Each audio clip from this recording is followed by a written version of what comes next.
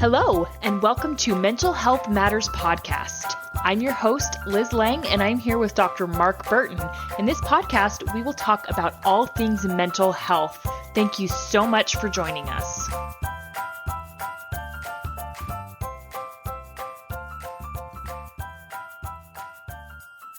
Hey guys, Liz Lang here with Dr. Mark Burton, and this week is going to be a fun topic. So we're going to talk about sociopaths. And we're going to start off by just breaking down what a sociopath is. So, this is interesting. And I think that often people confuse sociopaths and psychopaths. Mm-hmm. What I want to say at the outset is neither one of those is a formal diagnosis in the DSM-5 or the ICD. But what we're going to talk about as far as sociopath is that it really aligns very tightly with antisocial personality disorder. Mm-hmm. So, which is a diagnosis within the DSM-5. And so when at least for this episode, when we're talking about sociopath, I'm going to use that and antisocial personality disorder interchangeably. But psychopath does not have that same type of associated or correlated diagnosis within the DSM. But we will certainly, talk about the differences in a bit between those two, because a lot of people use them interchangeably, which honestly, I think it's hard to really tell the difference between them. Let's talk about what is a sociopath. And what I'm going to do is really reference the diagnostic criteria for the antisocial personality disorder. Before I do that, a lot of people get confused with that antisocial piece. Mm-hmm. And what they do is they interpret it to mean, well, I don't like to be around people.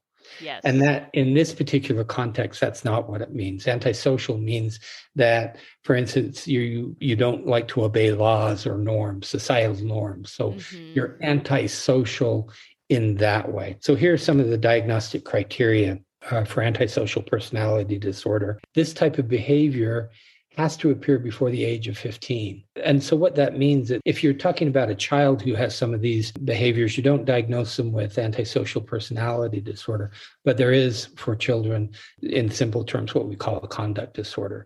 So what this means is a lot of these behaviors or these traits exist early on. That's all I'm saying. So failure to obey laws and norms by engaging in behavior which results in criminal arrest or could warrant criminal arrest, lying, deception, manipulation for profit or amusement, impulsive behavior, irritability and aggression manifested by frequently assaulting others or engaging in fighting. I want to make a comment here also. We're going to talk about maybe the connection between serial killers and sociopaths or psychopaths. Mm-hmm. It's important to understand that violence is not a necessary criteria to be diagnosed. I mean, it's in there, but you don't have to have it. So what I'm saying is all sociopaths and all psychopaths wouldn't necessarily have that violent characteristic. Mm-hmm. They sometimes do. So, blatantly disregards safety of self and others, a pattern of irresponsibility. And then here's the one that ties a lot of these personality disorders together, and psychopath and sociopath. Lack of remorse for actions, which for me is really, it ties tightly with that lack of empathy, which is, like narcissism has that. I think a few other personality disorders have that. So that's the diagnostic criteria that defines a sociopath. Well, what we're calling a sociopath. Mm-hmm. And I think what's really hard about it is all of those things in and of themselves. I think everybody has some, like a lot of those minor traits to some degree. I agree with you. Is what makes it hard. I mean, we all have tendency to get angry. And, we all have a tendency to maybe sometimes be a little bit manipulative. And I don't think that we're necessarily trying to just, manipulate people to get what they want. But I mean, if you think about it, it's natural for us to want to persuade people with the things that we like, and if you like something, you're going to share it with people and you're going to try to get other people to like it because it's something you enjoy. And that can be a form of manipulation. Not that it's necessarily wrong or bad, but if you think about it, it's a little bit manipulative. Right. But if that's what you're doing is you're just trying to manipulate others, that doesn't make you a sociopath Right, or a right. psychopath. You bring up a really good point, and that is that behavior exists on a continuum. Yeah. And so, I think you're absolutely right. If you looked at the diagnostic criteria for, say for narcissism, Mm-hmm. we're all going to have some of those characteristics at some Yeah. point. It's just, where on the continuum do we fall? How often do we do that? And how severe, how extreme are those behaviors? And that is what, at some point, you then drift over into being a personality disorder. Mm-hmm. But you're right. We all have these behaviors that, are in there. Yeah, I mean, at some point, we all get angry, we all get frustrated, and we all act in a way that's not appropriate in anger. And that doesn't necessarily make you a sociopath. It's when these behaviors are repeated over, years and in multiple settings and with multiple people. As you're saying this, I have a person that instantly comes to mind where I'm like, oh yeah, I know someone like this. I know someone that definitely has the antisocial personality disorder and, probably has from a young age. Yeah. Again, I'll go back to the thing that, for me anyway, sets us apart is that lack of empathy. Yeah. Or lack of remorse. And so, if you're manipulative or if you sometimes become mean with someone, then most often you realize what's going on. Yeah. And for most of us, we have a sense of, feeling bad about our behavior or wanting to correct it. But for a sociopath, that wouldn't be true. Yeah. Or maybe they get some sort of weird pleasure out of it. I know that's a big problem too, is when you enjoy other people's pain and suffering. That's a big red flag. Right. And so, if you think about, I mentioned that a lot of these behaviors would exist in childhood. And so one of the things with children that you really want to watch is cruelty to pets. Yes. And that's a very bad indicator for future behavior. And so, if you have children and you see them being mean to pets or being cruel, because being mean is a little bit different than being cruel. But if they're cruel, then you really need to start dealing with it soon. You don't let that go. Yeah, absolutely. And and we're talking like continual cruelty. Because kids learn. Right. And, my kids probably have a distorted sense of how cats really are because I have a really tolerant cat. And it's been a really good teaching opportunity for my kids of, hey, that's not how we treat animals.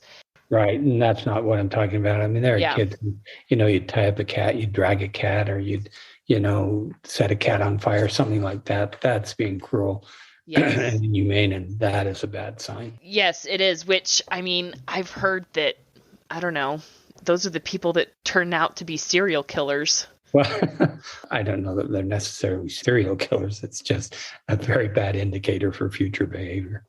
Yeah. And it's something that, if you notice that in a child, get them in therapy like yesterday. Right. Get some treatment for it. Figure out what's going on because something's going on. Yeah. Right. So do you think that could be tied to abuse, or could it happen in the absence of abuse? What we're getting into is what causes this. Yes. What are the causes of antisocial personality disorder? And you can't point to one single thing that is the cause. And a lot of people, there's always a debate going on about what we call nature versus nurture. So nature being, say, the genetic component, and then nurture being, say, the parenting component or the context and the environment. So what we know is that most behaviors are a complex interplay between nature and nurture. So is there a biological component? Yeah, there is, because one of the things we know about antisocial personality disorder is people have a higher level of serotonin. And so we don't know exactly what that is. We just know it's different. And then there's also been some genetic work done. There are some genetic factors, but it's the predispose. And that's an important point, that genetics typically just predispose us to certain conditions. And so there's not one gene that they can point to and say, okay, this is your antisocial personality disorder gene. But the genetics, there's certainly a genetic component, but there's almost always an interplay with what you'd call the environment. So you mentioned abuse. So trauma or abuse in early childhood certainly increases the risk of developing antisocial personality disorder.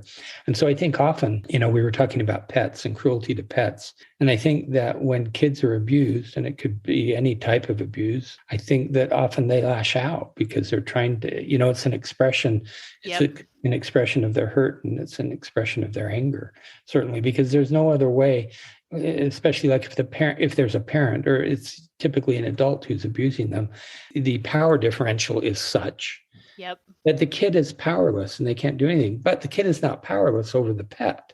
Mm-hmm. And so I think you're right that there is a connection often between childhood abuse and that type of behavior towards pets.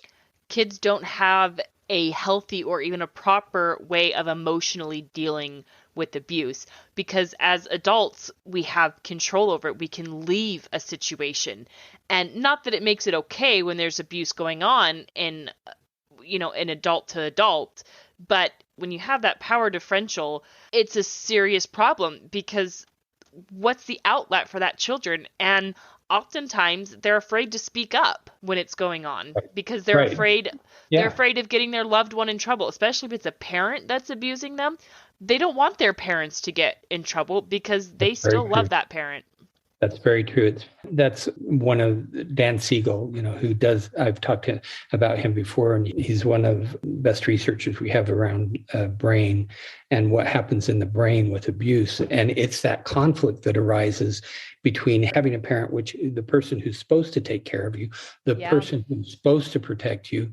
And if that person is the same one who then is abusing you in some way, that is a huge conflict, because you're right. You do love them. You don't want anything to happen, but you want it to stop. And I think I've mentioned this before, that, Lindy, my wife, works with kids a lot, and she has this idea that, which I think is accurate, that powerlessness in kids when they are abused or treated that way shifts itself into anxiety. And so a lot of these people develop really high anxiety throughout their life, because it's where the anger then ends up, because they know this is not right and I can't do anything about it. And so that emotional, trauma needs to go somewhere. And she really believes it heads into anxiety. Yeah, which I think completely tracks true. I mean, I think about my own history of trauma, and I've shared this before, and I'm very open about it. I have a history of sexual abuse as a young kid. And, I've been able to work through that, and I've been able to overcome it.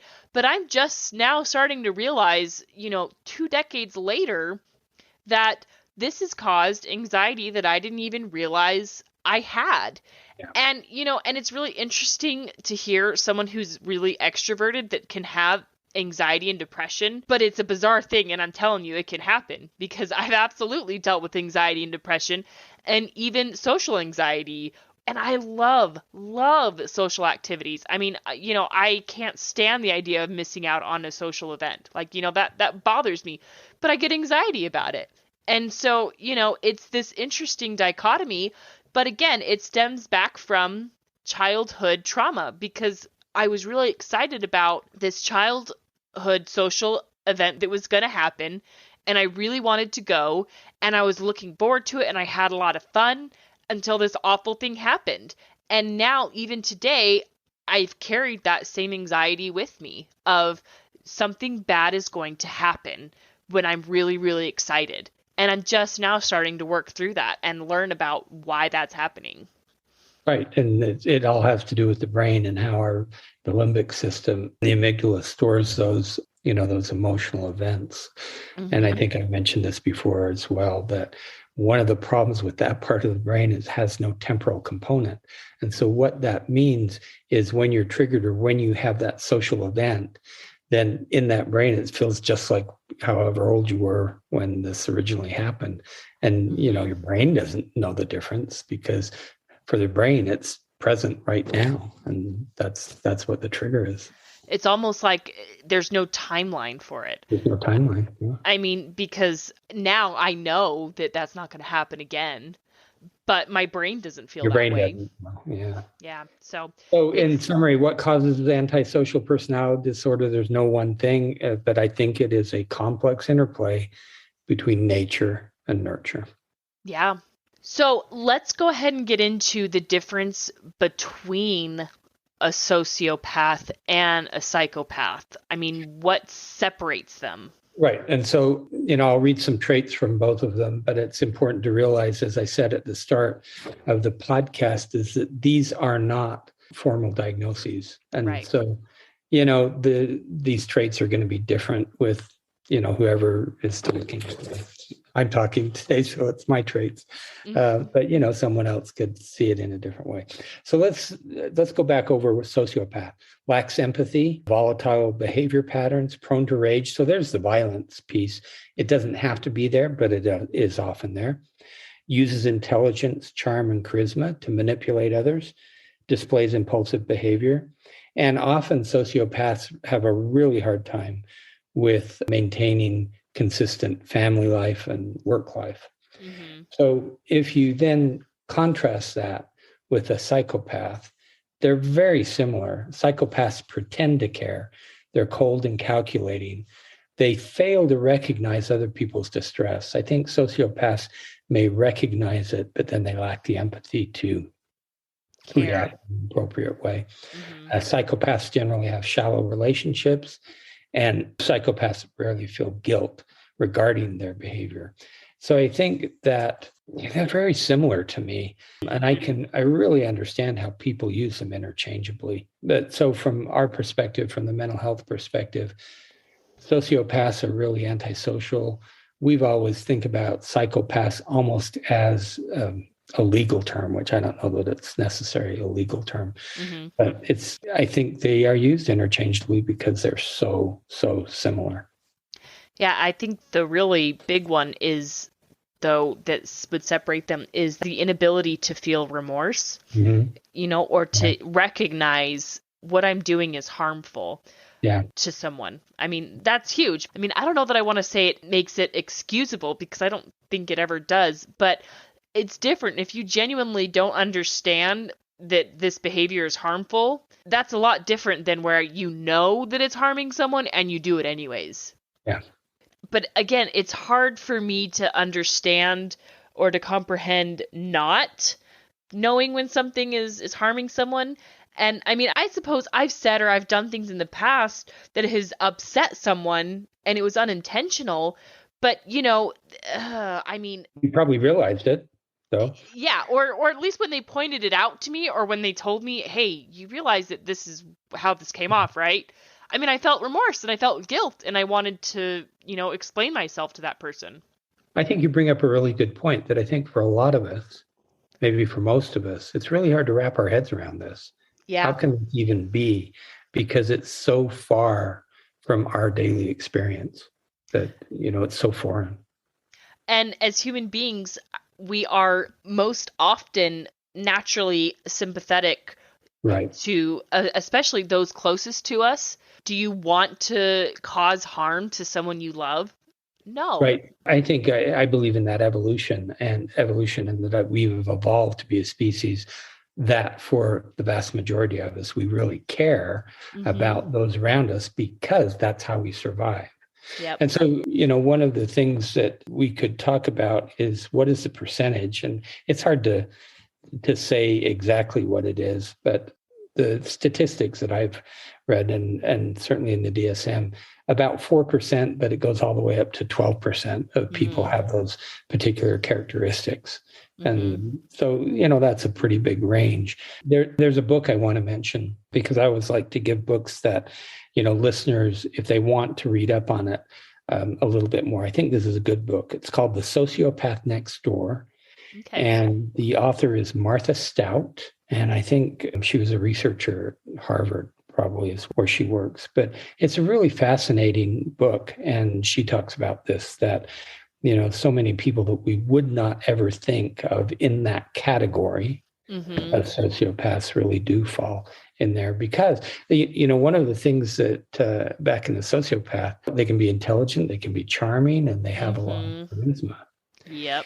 When you and I were talking about doing this podcast, I think I mentioned that, a fair number of CEOs qualify for this because it's how they get to where they get to. So I don't want to say all CEOs have this, but I would guess that roughly that same percentage, in the general population. So 4 to 12% of CEOs. And I think that statistic actually does come from Martha Stout's book, that she thinks they would qualify as being a sociopath. But they're just charming. They're charming and they're intelligent and they are good at manipulation. And willing to do whatever it takes to get ahead. Yeah, to get ahead at the detriment of anyone. And I don't know, maybe that's what's always made me such a poor salesman is, well, you want to be honest. And I think often, this is saying something terrible about salespeople, often they have to kind of bend the truth, I think, to sell what they are selling. So, yeah. And Curtis is he's a very honest person, but he's a really good salesman, but he also only ever tries to sell things that he believes in. That's right. And that's a good thing. So if you, if you can sell what you believe in always, but that's not the case. Yeah. And if you're, the only time I ever run into it is, I think when you're buying a car, which is a process I absolutely hate. Oh, yeah. So many people hate that because you never know if what you're hearing is the truth or not. Yep. Because I know sometimes that, the truth is being stretched or they're outright lying to you. Yeah. And so, if your livelihood depends on it, then I suppose I get how you could get to that place where you're going to say whatever you have to sell something. Or when they try to sell you on the insurance, we learned the hard way that is a big scam. If you're buying a used car, because they say, you get, full warranty, bumper to bumper, but, and that's what they don't ever tell you, but we don't include this, and we don't include this, and we don't include this. And also, if you take it to their dealership, they're going to charge you. It's I don't know of anyone who enjoys the process of buying a car. Buying a car. The only reason we do it is because we like new cars. Yeah. It's a miserable process. Yeah. So let's switch gears a little bit and talk about serial killers and sociopaths, because I think that's something that a lot of people would be interested in. And this probably isn't a healthy thing, but I've wondered, have I ever encountered a serial killer and didn't know it? I am really curious. What in the world leads you to wonder that? That is something most people would go throughout life and not ever think about. I don't know. I don't know. That's a good question. I don't know. I think that many famous serial killers would probably qualify more as psychopaths, as opposed to antisocial personality disorder. But, not all people, which I've mentioned, not all people that we call psychopath or sociopath are violent. Right. It's not the necessary ingredient for that diagnosis, but it's often present. But I think, and maybe this is where I get the idea that psychopath in a lot of ways is more of a legal term. Mm-hmm. That serial killers, I think, certainly qualify for that diagnosis. Yeah. But I think there's something very, very different about serial killers, and it's often driven, by these unmet needs or unknown needs, subconscious needs. I think it's very complex.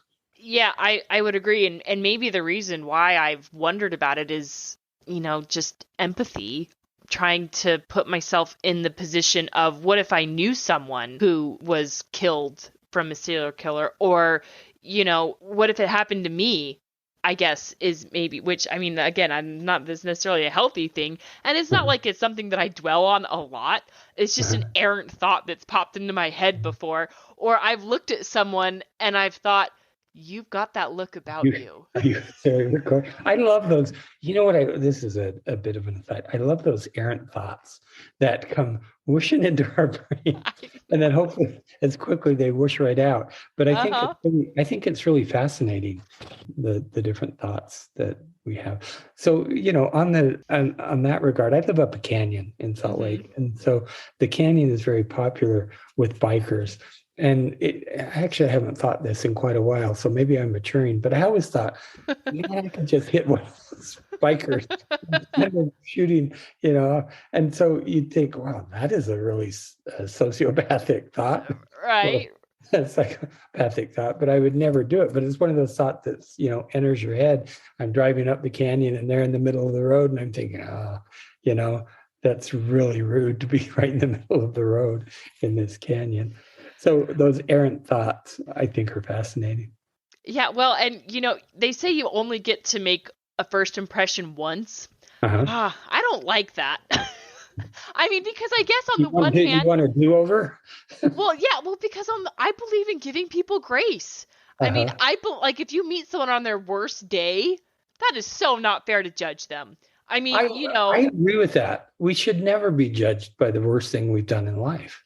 I well, don't I mean, think. if think about like people who work in a hospital. I mean, do you really think that nurses and doctors are judging people when they're having the worst day of their life because they've got a loved one in the emergency room? I guess that's how I feel about it. I mean, I believe in grace and giving people a second chance.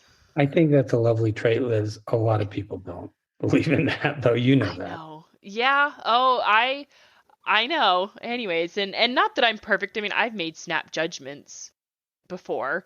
Well, we You all know, do. It's part of yeah. the way. It's part of the way our brain works and how we survive. Yeah, Because sometimes, and this is a whole different topic, but sometimes those snap judgments are accurate. right. And I've heard that before, and that's why I've wondered, Yeah. was my snap judgment about you right? Are you a psychopath? Are you a serial killer? Well, it might be correct. Yeah. I, I don't know. But anyways, so Well, treatment. we want to talk about treatment. So, as I had mentioned before, treatment with any personality disorder is very difficult. Now, there is a specific type of treatment that I've mentioned called dialectical behavior therapy, or DBT, is how people often refer to it. And years ago, it was developed. I really think it was developed mostly for borderline personality disorder, and it's pretty effective for that. But what they found is that type of treatment can be adjusted to really other personality disorders. And essentially so it's a combination of talk therapy and learning how to manage the behaviors. That's, I mean, in a nutshell, what it is. And so can people learn how to manage those behaviors? I think so. But here's one of the problems with any personality disorder, I think this across the board, is that they really believe that their issues are not theirs, that it's always everybody else around them that has the problem. And so the likelihood that someone with any personality disorder is going to seek treatment is very, very small. Because in order to seek treatment, you have to, one, realize there's something different about you, be unhappy with it, realize that it negatively affects your life, your relationships, your career, and then go seek treatment. And that's just a lot to ask of people with personality disorders who are really thinking it's everyone else's problem. Right. And I've known someone like that who refuses to take ownership for their actions. And every time you talk to them and something's going wrong, it's like, well, it's always someone else's fault. And let me tell you, that is maddening. It's maddening to deal with. Yeah. And it's just that for therapy to work, there's got to be accountability for one's behaviors. It does not work without it. Yeah.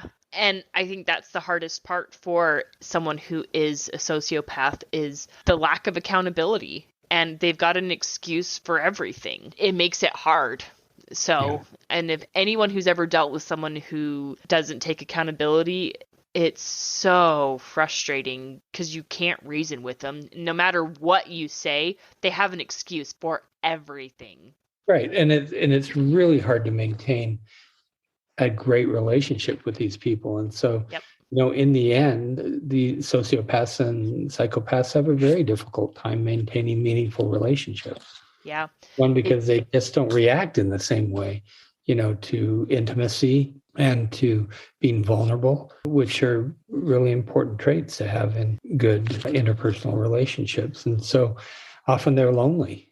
Yeah. But I don't know that I think they realize they're lonely, but I think that, again, it's everyone else's problem. They're okay. It's the spouse who's awful, who had to leave, or something like that. So I think they don't have very successful relationships. If you even suspect someone might be a sociopath or have any sort of personality disorder, please don't marry them. Don't marry them. But we go back to something we mentioned before, that book by Robin Smith called Lies at the Altar. Mm-hmm. Do not disregard the red flags. Yes. Okay? That would be the one takeaway for people, in relationships that are brand new. If there's a red flag, maybe you're making a snap judgment, like you said, but they're correct. Do not ignore the red flag. They will not go away. Yeah. Yep. So I agree with you. Don't marry these people. I'm not sad for them, but you don't want to inflict that kind of emotional pain on your own life, and if you have children, on your children's lives. Yeah, exactly. I mean, I couldn't imagine having a sociopath or someone like that as a father. I mean, don't do that.